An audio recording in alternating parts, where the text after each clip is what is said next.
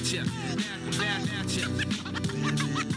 Tell you what's master, coming at ya, coming at ya. Rhyme style disaster, coming at ya, back at ya. Tell you what's master. Welcome to another scintillating episode of Cut the Bull podcast. I'm Wilfred Reilly, one of our hosts pretty much weekly. I'm joined today by Christy Kelly and by Brooks Crenshaw. I normally describe both of them as lovely and talented, but today they are dwarfed by the beauty of our guest, Alan Dershowitz, one of the country's better known attorneys at law and also a pretty prominent author. We're here in part to talk about Alan's latest book. And without further ado, I guess as usual, I'll launch the first question. First one tends to be a bit of a softball. But so, Alan, you've written quite a lot. And I actually printed out a list of your books as an author myself. I mean, The 10 Big Anti-Israel Lies, The Best Defense. I believe I read that in law school. The War on Woke, The Preventive State. Now, the most recent of those, The Preventive State, is, I suppose, our focus today. What's that book about? What's the focus of that text? It's my 57th book and the most important one. If I'm going to be remembered in the 22nd century for anything I did, it will be for this book, The Preventive State, because it sets out for the first time in history a jurisprudential framework for what we are doing today. We're bombing Iran preventively. We're locking up and deporting people preventively. We're making people get vaccines preventively. We're doing climate things preventively. We're very quietly moving from the reactive state to the preventive state. For 2,000 years, we've responded to crimes and harms once they occurred. And, we have a jurisprudence, better 10 guilty go free than one innocent be wrongly confined. But what if we could have prevented 9/11? Or what if Israel could have prevented October 7th? By making some mistakes, by locking up some wrong people. Would we have done it? Should we have done it? Is it better for 10 October 7ths or 9/11s to have occurred than for 4 or 5 erroneous people to be confined? Of course, the answer to that is no, but we don't have a jurisprudence for that. And so in this book, The Preventive State, I bring together all these varying different preventive measures that we use in our society without having constraining mechanisms for it. So I'm trying to balance the civil liberties, erroneously confining the wrong people, against the need to act preventively to avoid not preventing horrible crimes. We call the failure to prevent is called a false negative. Putting the wrong person in jail is a false positive. Let me give you an example from history. In 1935, Britain and France had an opportunity to destroy Hitler and the Nazi Germany if they had engaged in the kind of preventive war that Trump engaged in this week, recently. But they didn't do it. And as a result, 60 million people died. Maybe 10,000 people would have died had France and England invaded Germany and killed the Nazis, Goebbels and Goering and Hitler and all those people. But we didn't do it. So that was a horrible false negative. We also didn't stop 9/11. That was a false negative. Israel screwed up royally when it failed to prevent October 7th. With all of its great intelligence, all of its satellites, all of its spies, it just didn't do the job. And I have another rule, and that is this, and it's in this book. If you fail to prevent something, you're going to overreact after it occurs. What happened after we didn't prevent Pearl Harbor? We put 110,000 Americans of Japanese descent into camps, an overreaction. What happened when we didn't stop 9/11? We created the Patriot Act, an overreaction. What happened when Israel didn't prevent October 7th? They went into Gaza and killed who knows how many people. Maybe it was proportional, maybe it was realistic, but obviously a lot of people think it was an overreaction. So, I think it's a very hard balance to strike. How many false positives are we prepared to accept to avoid how many false negatives, how many 9/11s, how many October 7th? That's the thesis of The Preventive State. That's actually a very interesting moral and philosophical question. I mean, some of it would seem to depend on waiting. I mean, I personally weight an opponent's life at nothing, which I've been criticized for in some of these podcasts. So, I mean, the question is, how many Palestinian or Nazi German lives would you risk to prevent a loss of 10,000 in your country? I mean, I might have a drastic answer to that. But as opposed to me yapping on, I'm going to go to Brooks, who's our in-house libertarian here. He's had some pretty high offices here in the Commonwealth of Kentucky. Brooks, what do you think about this? This idea that very often, and I would even extend this to criminal justice, right? Like very often we know who the people committing murders in any given city are going to be. I mean, one of the most predictive variables, in fact, when I study criminal justice is whether someone's tried to murder them. You know, in Chicago, we've got maybe 500 vice lords, gangster disciples, Latin kings, so they commit almost all the murders, maybe 4 Italian mobsters in there. So what do you think of this idea that nations very often morally should prevent violence against them by launching wars, or should prevent crime by just grabbing people off the street and locking them up? Are you for that, against it? Well, so libertarians a bit of a. I tend to side with the libertarians on issues in which the genie is not out of the bottle, and I'm also a 10-year military veteran in the special operations community. So, having been the government gun and at times pointed them at those for whom I've felt the reasonings might be inadequate, I'm somewhat sensitive to what the state requires guns to be pointed at people for. With this latest attack on Iran, like I support that strike. We've got copious amounts of presidential precedents in the post-World War II era where those types of targeted strikes are used. Professor Dershowitz, do you view that precedent as reason enough? By what technical authority does the president have to do that? Whether, and if so, would you say it's the war powers or article? Do you think the Iranian problem met Article 2, Section 2? Like, what's your take on that technically? I do, but I want to first introduce myself. I call myself a constitutional libertarian, a meritocratic egalitarian, and a constructive contrarian. So that's who I am. Let me just tell you a story and then I'll answer the question. So I go to Israel from time to time. I'm friendly with the prime minister. I've known him since 1970. And a few years ago, I met the head of the Mossad, David Bernea, a wonderful, wonderful man. And my wife and I went to visit him. He gave my wife cookies to take home. You sit next to him, he seems like he's the vice president of a small corporation. And he has to sit there and look at a picture of an Iranian nuclear scientist who has 3 children, a wife, a mother, a grandmother. And he has to say to his Mossad... Not anymore. Well, that's the point. He has to say to his Mossad operatives, you have to kill this guy. You have to kill this guy. That's preventive. He didn't do anything yet. He's helping to develop an Iranian nuclear bomb that will kill 1 million Israelis. And so, of course, the trade-off is worth it. And Article 2 of the Constitution delegates that authority to the President of the United States. There was a debate at the Constitutional Convention. The original draft of Article 1 gave Congress the power to make war. And James Madison, the father of the Constitution, said, no, that constrains the commander-in-chief too much. What if there's an imminent threat? We're only going to give Congress the power to declare war. We're going to keep within the presidency the power to make war, the power to engage in preemptive military actions. And that's what happened. That's how the Constitution was ultimately ratified. So, of course, the president had the authority to do this. He didn't declare war. In fact, he got up there and he declared peace. He said, I've done this. It's over. We've ended the nuclear threat. Whether he was right or wrong, history will tell. But now I want to make peace. He declared peace, not war. And so anybody who tells you that as a matter of constitutional law, President Trump didn't have the authority is either lying to you or is ignorant or is a hypocrite. There is no legitimate basis for saying the president didn't have the power to do what he did. If I could follow real quick.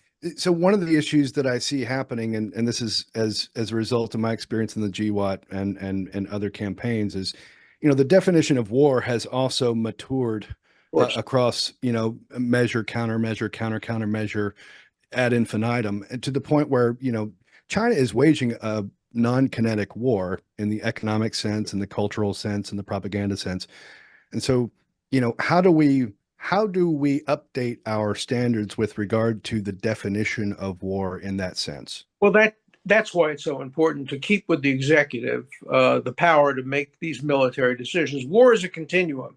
It can involve the assassination of Soleimani.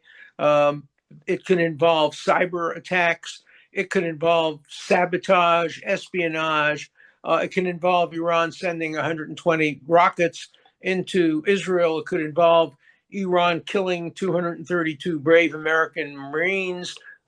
So war no longer has the kind of definition it used to have. We used to literally declare war. We will never again declare war. That article of the Constitution is anachronistic. We will never again in our history see Congress make a declaration of war. It will fight wars, but it won't declare war. Remember, in the old days, wars were fought on battlefields. They were marked. In the Civil War, there was the Battle of Gettysburg. Here it was. We don't do that anymore. And so war is no longer symmetrical. It's no longer like knights jousting in the old days, a formal proceeding. And so the Constitution has to adapt to that.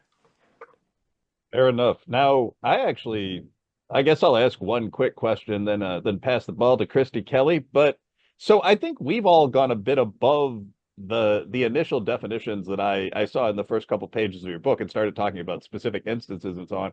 Just to clarify for the audience, when do you think preemptive striking or preemptive action is logically and morally justified? Is it just a calculus of X greater than Y, or what's the standard there that you lay out?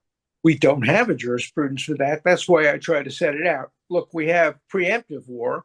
Preemptive generally means that if there is no attack, we will be attacked quickly. Today, after the congressional briefing, Senator Kennedy came out and said Iran was going to have a bomb within days. That's obviously preemption. What Israel did in 1967 was preemption. Egypt and Syria were about to attack. Israel destroyed all the airplanes on the ground. Preemption. Prevention is a little bit different, and that is destroying Iran's nuclear reactor if we think within a year or 6 months it will develop. Then there is reaction.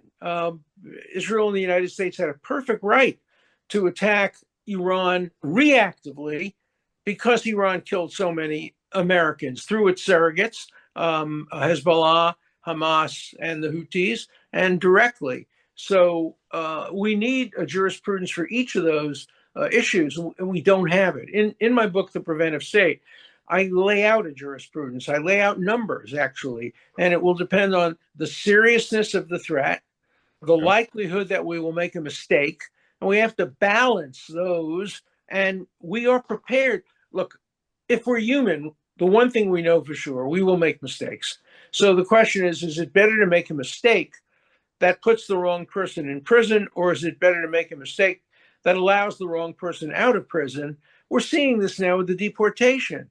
We have these people who are hurting America, and we are deporting them. And the courts are saying, no, you can't do that. You have to wait until this occurs, that occurs. So right now we're having an internal debate about what the evidentiary requirements are before we take the preventive act of deportation. Remember, deportation goes back to the Bible. It was called exile, but we have exiled people from the beginning of time. Kings exiled people, rulers exiled people.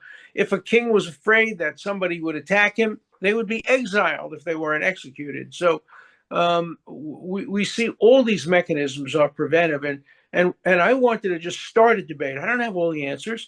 I wanted to start a debate. Let other people fill in the blanks, with the numbers. I give my suggested numbers, but they're not written in stone.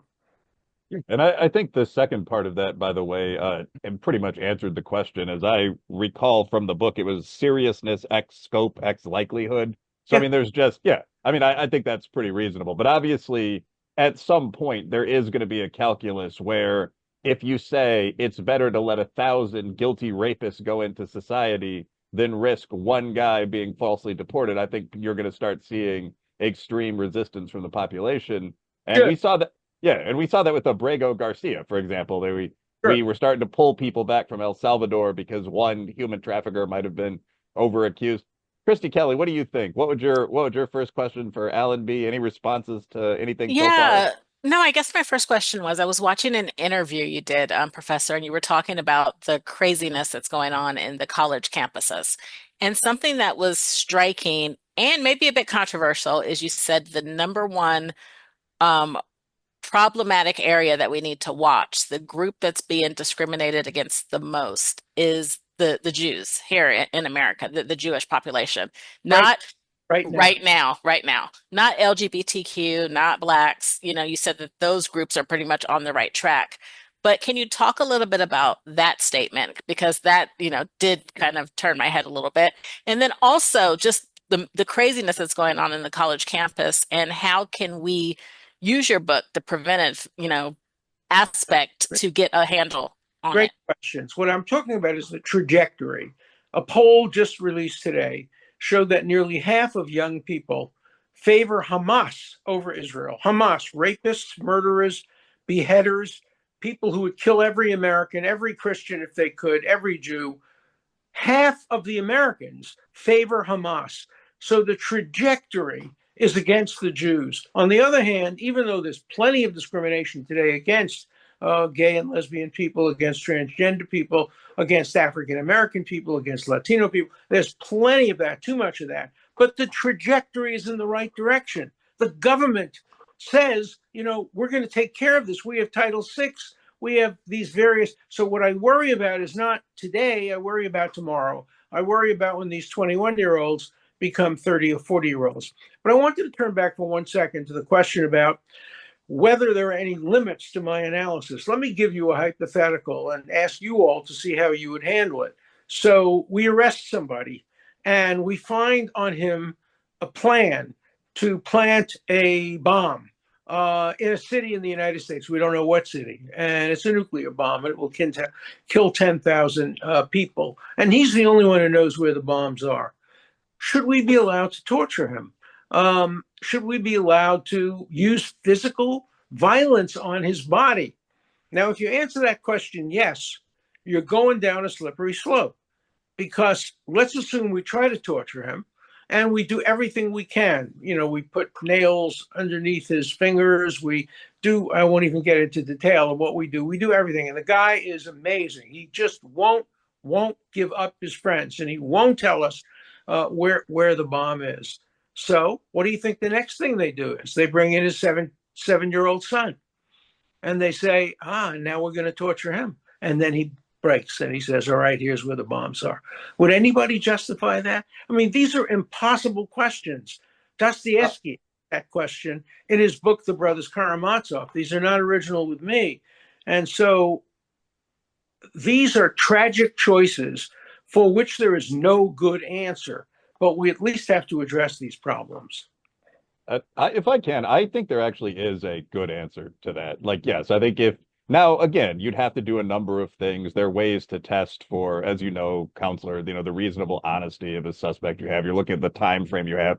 But yeah, if someone actually had a nuclear bomb hidden under Kansas City, and the options were torture him and maybe a male child, or let the nuclear bomb go off, then yes, the first thing is better. I guess one of my starting points here would be that I don't think ultimate moral rules are real at all. I think humans have a logical and empathic sense that we use to make them up. So I think it's good not to just be a wolf wearing a suit jacket, You have to come up with an honor standard that you use yourself. But if you value one human at one human, and you might double the value of those two humans because you're doing a bad thing, quote unquote. But the alternative is a million people burned alive. Then yes, you're obviously going to beat the guy until he talks or whatever. So, Professor, we fight over this twice a week at the gym. This in common. We are both, and this is a dirty word in many parts of America today, we are both moral relativists. We are not absolutists. There is nothing absolute at all. Everything is relative.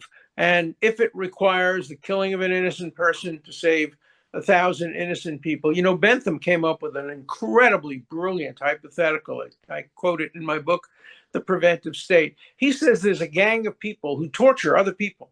Every day they capture people and they torture them. So we capture the head of the gang, and he knows where these torturers are. And if we torture this one torturer, we stop 1,000 cases of torture. And of course, everybody would say, A, he's a guilty torturer, so he deserves no sympathy. B, we're going to stop 1,000 cases. But I have to tell you, most people don't agree with that. For example, I used to in my class use what everybody knows is the trolley example. There's a trolley, going down the track, and in front of the trolley, there's 5 people and there's no brakes. And you're going to kill the 5 people. There's nothing you can do about it except to divert the trolley into another track where there's one innocent person sitting on the track. Do you kill the innocent person in order to save 5 people? And the vast majority of my students over the years have said, yes, you kill the one to save the 5. And then I change the hypothetical. And I say, do you torture one to save the 5? And the same people say, no, no. They're willing to kill, but they're not willing to torture. That is not a moral judgment. That's more of an aesthetic judgment. Well, I think it's an amorally rational judgment. I mean, if you guys will excuse some crude language, the conservative commentator Matt Walsh recently said on Twitter, I care about apes. They're our cousins, but I would kill every ape in the world if it saved, I think it was 1,000 human lives or something like that. I value humans more. And I thought that was pretty reasonable. And someone asked, would you suck every ape's dick? Like, would you personally entertain these apes in your house? Would you try to sexually pleasure them? Would you make every ape happy? And Walsh said, and I thought this was very honest, no, because that would be very unpleasant for me. I'd spend the rest of my life doing this to these damn chimpanzees. And I think there's obviously, when you make a decision, there's a moral component. I think we all have that. And there's an amoral, pragmatic component. And there's nothing really wrong with just saying that obvious fact. I don't believe him. If an ape was holding his son, his 7 or 8-year-old son, and he had to engage in ape fellatio, One ape. Once to save the son, of course he would do it. I'd probably do that once, but you got 10 million apes there. How many living apes are there? I don't know. You got to just start massacring them, Alan. You got to just kill them all. You have to teach them the fear of man that they learned long ago in the bush veld. In New Zealand, you would go to jail for that because in some countries now, apes have something akin to humanish rights. And I agree with you. We have to draw lines. And, the Bible draws a line between human beings and non-human beings. You don't have to accept the Bible, but, we're in control of our laws. And so we're probably going to make laws that benefit human beings, not apes. Yes, and I want to see what Christy and Brooks have to say. I could probably debate ape fellatio and similar nonsense for a while in the audience. You'd see the audience turning off their screens. But I mean, I will say one final thing. I actually don't think that I am or that you are a moral relativist in the sense most people mean. What I mean by that is I don't think rules are absolutely ultimate. If I were to commit violent rape, I'd be disgusted for years. My friend group would reject me, but I don't think I'm going to Abaddon for a period of time measured in thousands of years. That's what I mean. But I do think that there are moral systems or ethical systems, Brooks is in fact better on this, that work better than others. I agree. And I think the great weakness of the liberal actual moral relativists is that they can't find a way to distinguish between Israel and Palestine, for example. I mean, so I don't think that any of us would be in that category. And there are plenty of sort of Roman Stoic and all that models that say, well, we made this up, but let's keep it pretty stable. But Christy Kelly, you've been listening with great patience to all this stuff about monkeys and whatever. What's your take on this or the next question? Just a quick comment regarding torture. I think with the advent of social media, we see way too much. So I think most Americans know in our hearts that police use some shady tactics, or that if it's an emergency, all the right constitutional things may not be followed. I think even liberals would say, yeah, I would want them to do it. I just can't say it out loud. I don't want to know that our country does torture to save 1 million people. But of course, I want them to do it. So I think that's kind of that's the rub. You're right. You're absolutely right. In my book, I quote from some civil libertarians who say, torture, but don't tell us you're doing it. We don't want it to become part of our system. Do it undercover, under the radar. That's hypocrisy. And in a democracy, I find it very hard to justify that. But being a pragmatist, being a Benthamite, being a student of Dewey and the pragmatist school rather than the Kantian school, I say if you can justify keeping secrets based on what's better for more people, maybe you can persuade me. But right now I'm in favor of transparency, and that in the book, The Preventive State, I try to create a transparent jurisprudence that takes into account all of these factors. Nothing will ever take into account every factor, but we know the debates we had over in your libertarians about compelling people to get vaccinated in order to prevent the spread of a disease. It's very similar because we know certain people who get vaccinated, including a relative of mine, had terrible, terrible reactions. Some people died from the inoculation. George Washington wrote a letter to his troops demanding that they all be inoculated lest we lose the war, not to England, but to smallpox. So, this issue of how many false positives, how many true positives transcends the criminal justice system, terrorism, torture. It gets into so many aspects of our daily life, which is why, I think people will enjoy and benefit from reading my book, The Preventive State. And as I said, if there's one book that I want to be remembered for, it's that book. Having said that, the New York Times, which has reviewed, I think, 11 of my books, 7 of which are on the bestseller list, refuses to review this book because I defended Donald Trump. The Harvard Club, which invited me to speak about this book, canceled the invitation because members said he defended Donald Trump. I have become completely canceled from a liberal culture because I accepted my role as an attorney in a way that John Adams did when he defended the Boston Massacre people. We live in an age that's just worse than McCarthyism. Let me tell you why. My grandchildren have been denied professional opportunities because their name is Dershowitz and they're related to the man who defended Donald Trump. My grandchildren in college and medical school. That never happened during McCarthyism. It didn't affect children and grandchildren. But this radical left McCarthyism today not only affects me improperly because I did my job as a lawyer, but it affects my wife, my children, my grandchildren. And that's the, quote, liberal approach to free speech and defending people accused of crime. It's a scandal, it's a shame, and it has to be stopped. Now, Brooks, I can ask this, you can, but you had a question about this, right? The attorneys and unpopular clients, so forth. Well, I mean, yeah, you've certainly been in the eye of many storms in the public sphere across many decades, and been involved in a lot of high profile cases. And the general public, when they associate often the defender with the defendant in some regards. So you've defended a lot of high profile OJ, President Trump, Epstein, etc. And so have been guilty. A lot of them have been guilty. Let's be very clear about it. The vast majority of Americans who are charged with crime are guilty. And thank God for that. Would we want to live in a country where the majority of people charged with crime are innocent? That's Iran, that's Syria, that's China, that's Russia, that's Cuba. That's not the United States of America. And to keep it that way, defense attorneys like me have to defend the guilty, the horrible, the unacceptable, along with the good people that I've represented over my lifetime as well. Yeah, absolutely. And to jump on that for this was one of the questions we usually announce to the audience who we're having on, and there are versions of this question that I'm frankly not going to pose. But one of the questions was about some of the client list here. Mike Tyson, Patty Hearst, Jeffrey Epstein was probably the big one. O.J. Simpson, I'd forgotten that. You were part of the dream team of lawyers that represented OJ.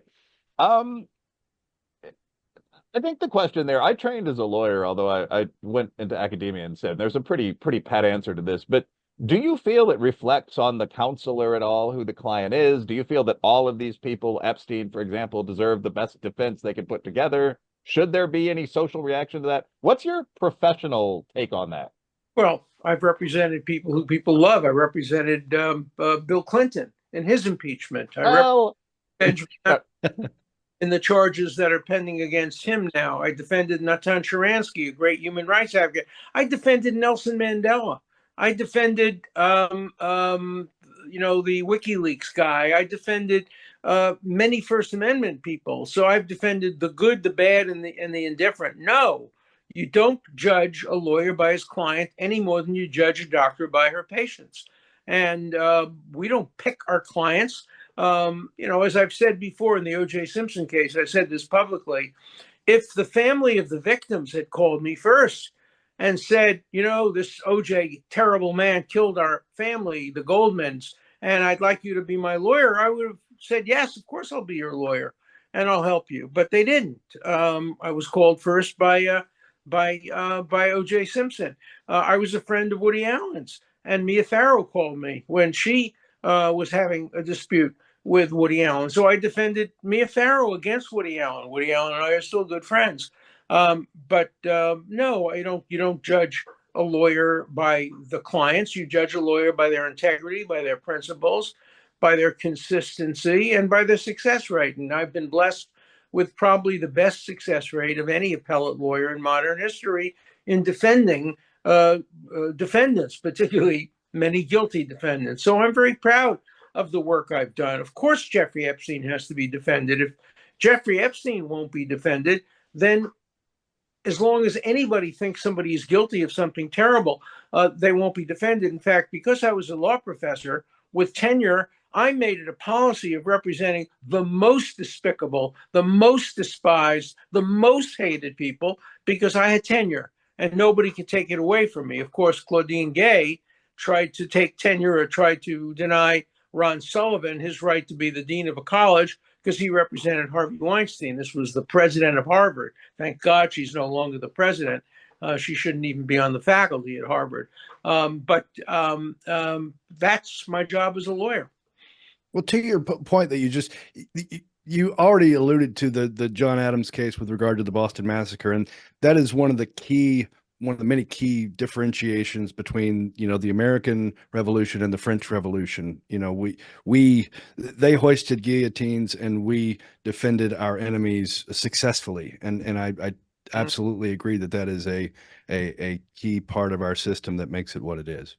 Yeah, and George Washington, who was one of the greatest men in history, really, really a truly great man, when he was told that the British were locking American civilians into churches and burning them down, and he was urged to allow the American army to do the same thing, he said, absolutely not. Our revolution is going to be the cleanest, most honorable revolution in history. And he never deviated from that, even when there was a risk that he could lose. When they captured Brooklyn and they captured Queens, and they, before the crossing of the Delaware, when the war changed, the George Washington was a man of great, great principle, not a highly educated man. As Jefferson once said, you give a philosophical problem to a professor or a plowman, you're more likely to get a better answer from the plowman. And Washington was a plowman. That's what he was. He was a surveyor. And he had no real philosophical background, and he's never really written very much. But he was a great, great man because he brought incredible integrity to his office. I own one of his letters to the troops that he wrote. And the reason I love his letter is it's a 3-page letter written by George Washington, but he dictated it. And he dictated it to his obscure secretary, a guy named, you may have heard of him, Alexander Hamilton, who was his adjutant. And so the letter is actually written in the hand of Hamilton, but dictated by George Washington. It's the letter about inoculation and about a number of other things. So, I'm a collector of all this kind of stuff. I love to have in my hand a letter that was written by Tom or a letter that was written by George Washington or Abraham Lincoln. So pretty good summary of the role of the attorney in our system. Now, Christy Kelly, you're a lawyer as well, correct? Yes. Okay, what's your thought? Do you have any comments on that? Clients, limits, what you should do, so on? I mean, I guess I do. I'm a mediator, so I mediate cases. So I'm, in a different shoe, but I guess I would go the other way. I mean, I personally, if I ever did criminal law, I would have a problem just, morally representing somebody who I thought was guilty, which is probably a reason why I never went into criminal law. But for the system to work, someone has to do it, right? Someone has to give strong, valid representation, even to those that are guilty. So I guess, morally, I do have, qualms with that. Thank you for setting me up for that one, Will. See, I I mean, don't you could. know. I'm not trying to like attack either one of you guys. Like, I, by background, I'm also a lawyer, and I will, since you guys have been very public, I don't. I might have some limits as re child molesters or something, but in general, I mean, I think if you're in criminal practice, which is what I trained in, that's who you're going to represent. I mean, most of my clients, part of my training was in white collar criminal prosecution, which Illinois is pretty good at. Part was in the criminal response to skilled prosecution. So most of my clients probably would have been large scale drug dealers from the neighborhood I grew up in, actually. And I don't think I would have had any problem with that whatsoever. I'm sure I would have come up with a rationale, but it's Yeah. a real rationale. Yeah. But while I'm already on this limb, let me just say this one thing, because Professor, you said that you don't choose your clients. But actually, you kind of do if you're in private practice. I mean, if you're a public defender, then you have to defend whoever they put in front of you. But if you're in private practice, I think you absolutely do I pick don't. your clients. I don't because I was a professor. And so I never said no based on a person's guilt or how horrible it was, because I was teaching our students that everybody's entitled to a defense. So I was not entitled to say, yeah, but they're not entitled to me. So I defended some of the most horrible people. The one thing I never did is praise them, unlike what's going on with this thug from Colombia that everybody's making a hero of, who's a vicious anti Semite, a vicious anti American. I would defend him. I would defend his right not to be deported from 9 to 5. But at 5 after 5, I would get on television and say, "This is a despicable guy. I hope he gets hit by a truck." I did that when I defended Nazis. I defended Nazis in Skokie, and I prayed at night would be hit by a truck. They weren't, but I defended them. I won the case. But I'm certainly not going to make heroes out of them. But many on the left have made heroes out of these despicable anti-American, anti-Christian, anti-Jewish people. And that's wrong. So I do have moral constraints. I won't make heroes out of these people. I had a client, her name was Leona Helmsley. I don't know if any of you remember her. Yeah. She was queen of mean. She was the owner of the big hotel chain. And I was representing her on a tax case. And one day we were having breakfast and talking about the case in her hotel. And the young busboy, who was a Latino busboy, he must have been 22, 23 years old, served me my tea in a saucer, and there was a little bit of the tea in the saucer. She got furious, and she took the cup and the saucer from me and threw it on the stone floor, and it broke into a dozen pieces. And she said in front of other people at the hotel, "Now, young man, get on your hands and knees and beg me for my job." And I said, "Leona, I will never, ever again speak to you, see you in public, or have any relationship with you. I will see you in court. I'll defend you. I'll do the best job I can, but I hate your effing guts." And I told her that. And that was how our relationship persisted. So, and when she ultimately was convicted, I didn't shed any tears. I did my job. She got 18 months. They let her out of jail because she was such an obnoxious person. When she went to sleep in her little cot, she wanted a mint under the pillow. No, that's a joke. But it was impossible. She was the queen of mean, and well deserved that epithet. So, but I had nothing to do with her, and I've had the same thing with other clients. As soon as I'm finished with them in court, I turn away. I won't shake their hand, and but I represent them as I would if I were a doctor in the emergency ward of a hospital. Okay, so we've gone through a pretty solid now about 20-minute conversation about this. We're going to move on to some of the other books. And Alan, thanks for responding, going through that, talking about like just what your role is as a lawyer.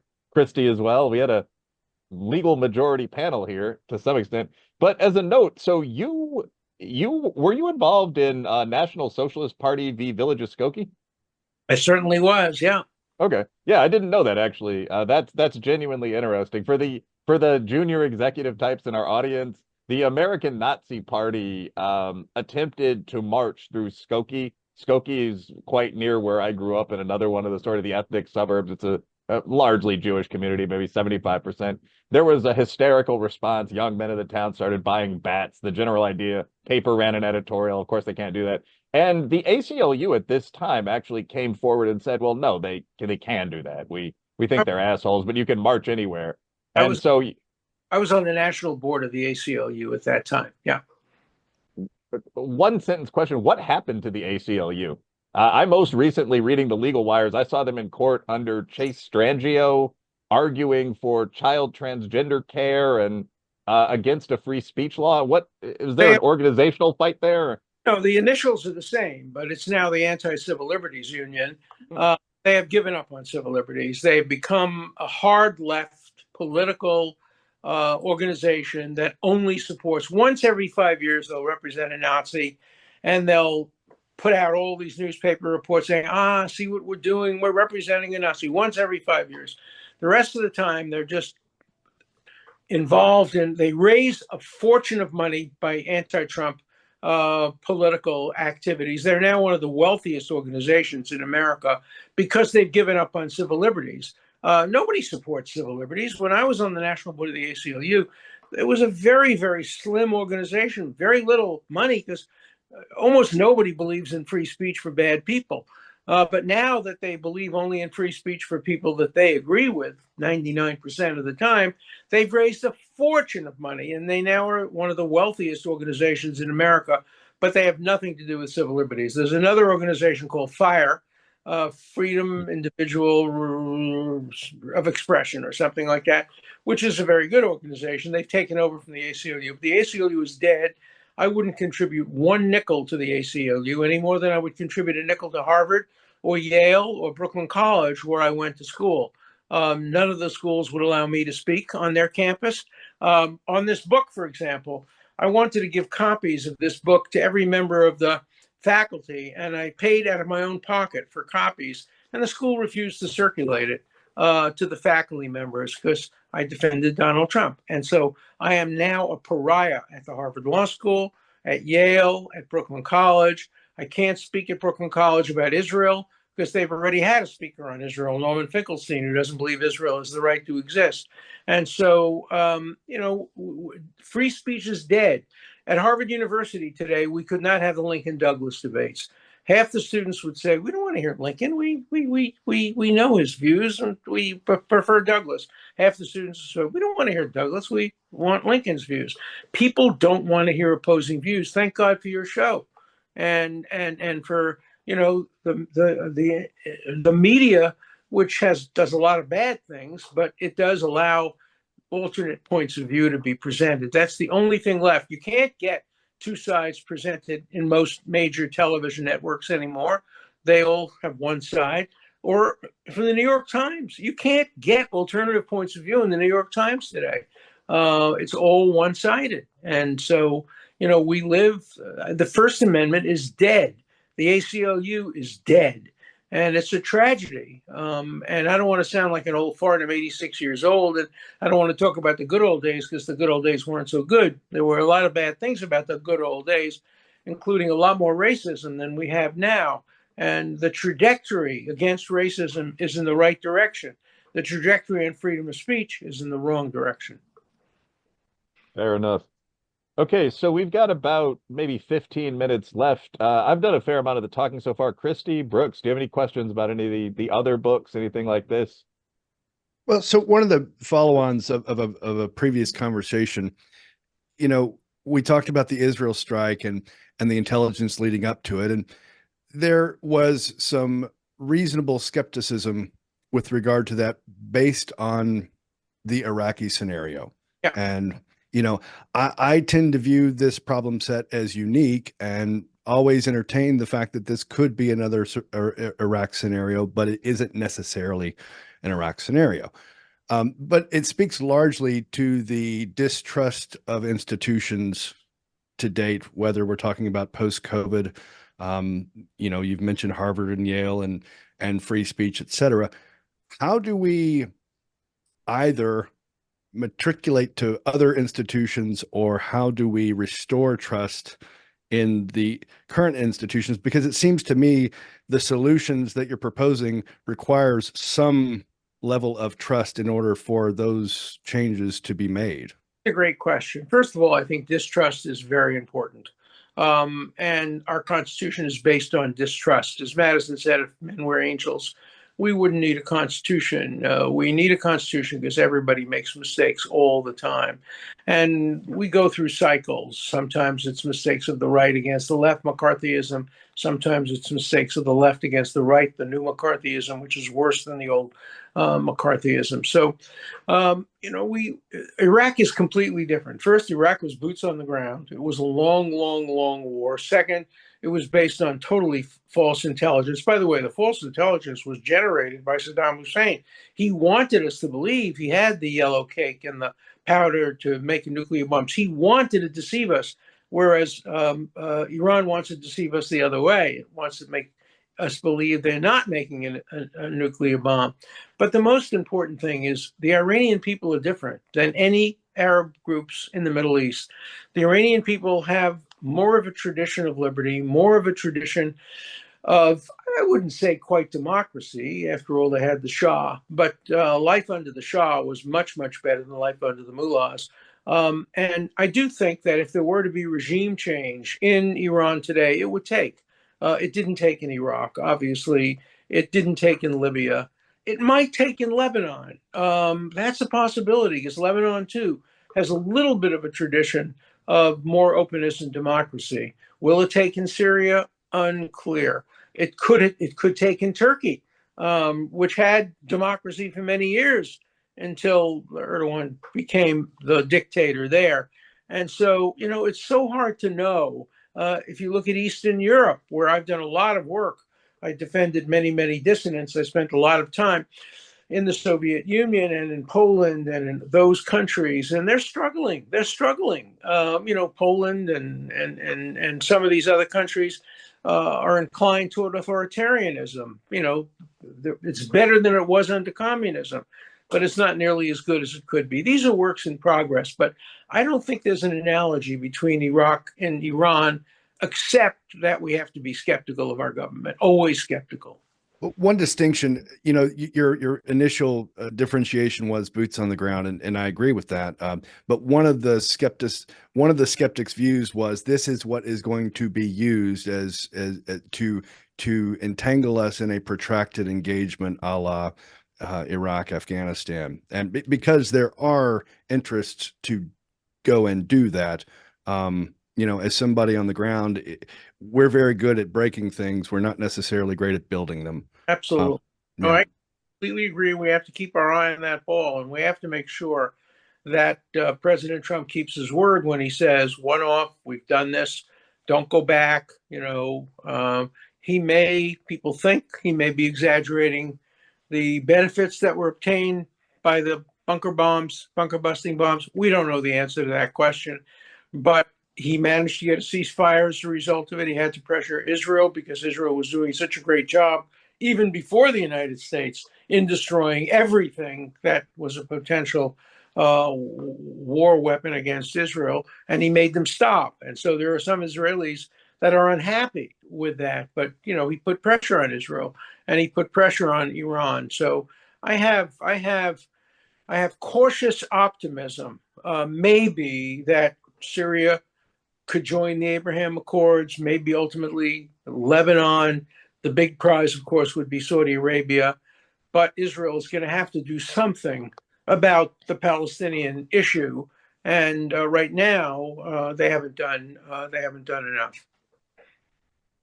Okay, Christy, I think the Abraham Accords are probably the biggest deal in Trump's two administrations with regard to international policy. So yeah. I absolutely agree. Boy, I'm a nominator for the Nobel Peace Prize because I'm a professor of human rights. So I get to nominate.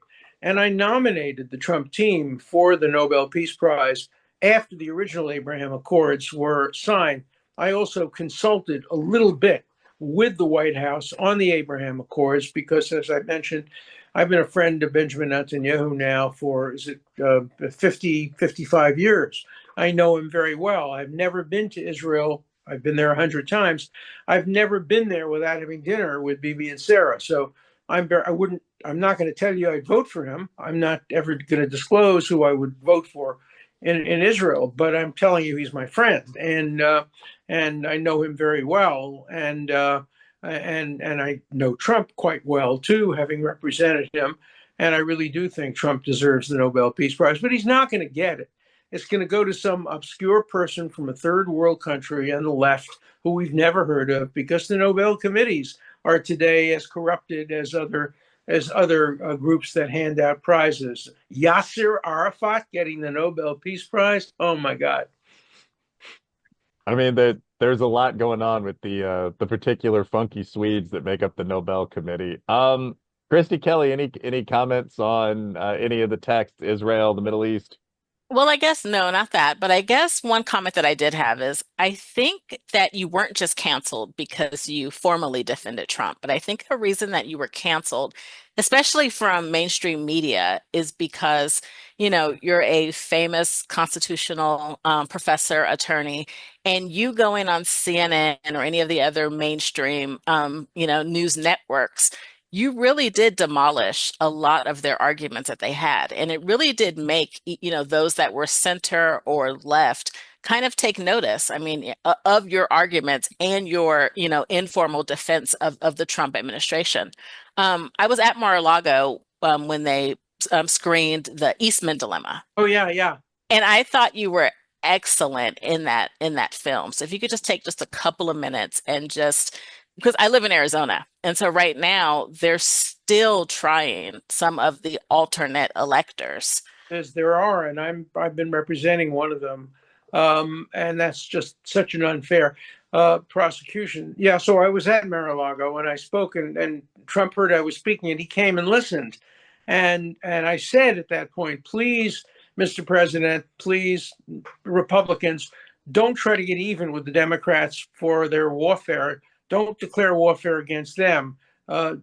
Be better than them. Don't sink to the level they sank. And I saw President Trump shake his head in agreement. So I'm hoping that happens.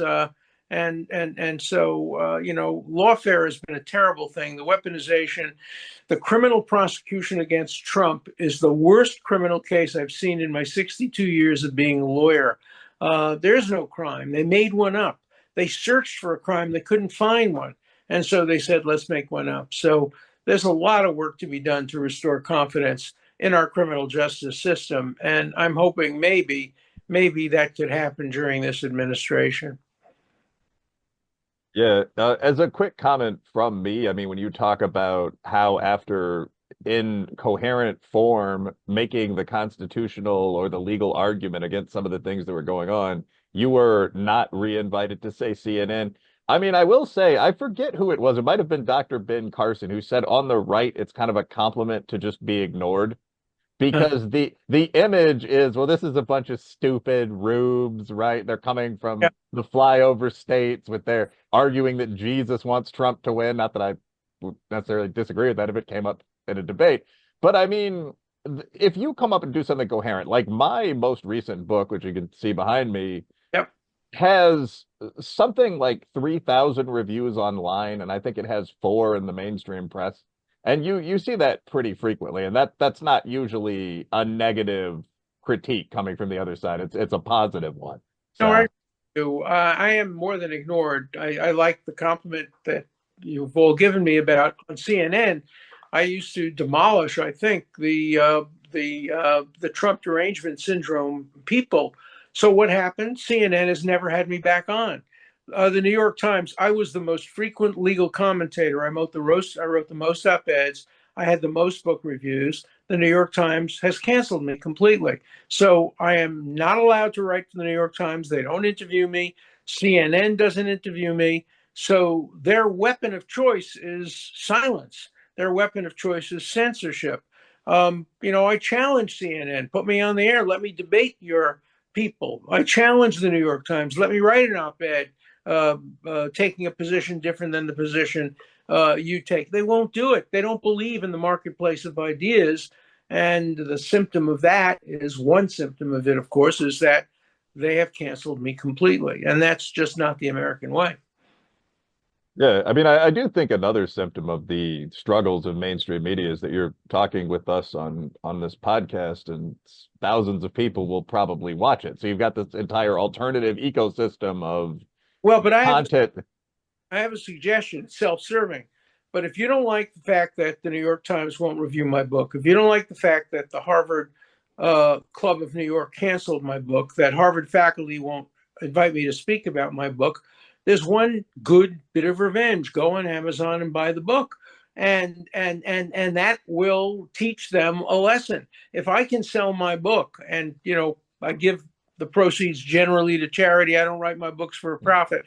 I write my books to get as much information to people as possible. But buy my book, get on Amazon, review my book, and that is going to be the best way of saying to the Times, to CNN, you don't count anymore. The people out there are voting, and we're voting with our feet, and we're voting with our buttons, pressing Amazon.com. So that's my commercial for me. Fair enough. I do write my books for money, but I certainly encourage all of you guys to go out and buy Alan's latest, The Preventive State. Follow Christy Kelly across all media and check out her writing. Look up the Daedalus thread from Brooks Crenshaw, so on down the line. Give us money. There's no better way to fight the enemy. The damn enemy, people. The enemy. All right. On that note, we always conclude with a final thought from everyone. Usually takes about a minute or so. I think I went first last time. So Brooks Crenshaw, what's your final thought? To close some of the loops on some of the conversations that we've had, I think we've gotten here where the left is now as a result of kind of the long march through the institution and then the response and the response and the response. And, many figures on the left in the 2015 to present day, figures like Barry Weiss, Brett Weinstein, who were on the left, but then when they noticed that the people around them no longer believed in the ballot box or free speech when they were true believers, suddenly found themselves on my side of the line. I tend to look at that. And now that the right has power, historically, you mentioned, Professor, that there's usually an overreaction. The historic evolution of fascism has tended to be an overreaction to the opposing communism. And so, I think that we have to look out on the right, as someone on the right, for the same actors that, were participating in the left with regard to their motivations. And I think moving to a more founding principle rather than ramping up the power to punish our enemies in the manner that you mentioned in your speech, and not going to war and waging lawfare is the right answer. So. Great. Thank you for coming on. Tremendously. Thank you. Good stuff. Yeah, I guess I'll go then, Christy Kelly, and then the guest of honor. Yeah, I mean, my thought is just a pretty simple one. I mean, I read through some of the Preventive State, which is available online. I actually find it an extremely interesting book. And I mean, my reaction is that it's good to see something other than kind of mundane moral cant when we're discussing these issues. I mean, obviously, in a lot of these situations, it is better for the nations of the West to strike at, say, Iran's nuclear technology than to debate the maximum preferable options in an ideal world and, wake up to find a new sun rising over San Jose someday. So I thought it was a interestingly and skillfully outlined making of that case. So yeah, I guess my point would be go check out the book, The Preventive State. Also buy my book, Lies My Liberal Teacher Told Me. I like the way we ended the show with that passionate defense of moral capitalism there. Really, really warmed me here.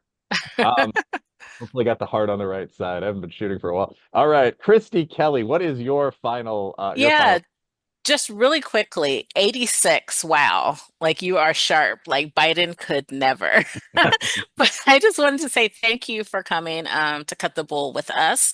And also, I heard you say that when one reads the book, you wrote it from a standpoint of they don't know whether you're left, right, center, and you are starting the conversation. So I think that's a good place to start and go buy the book. Well, thank you. You talked about moving from one side of the line to the other.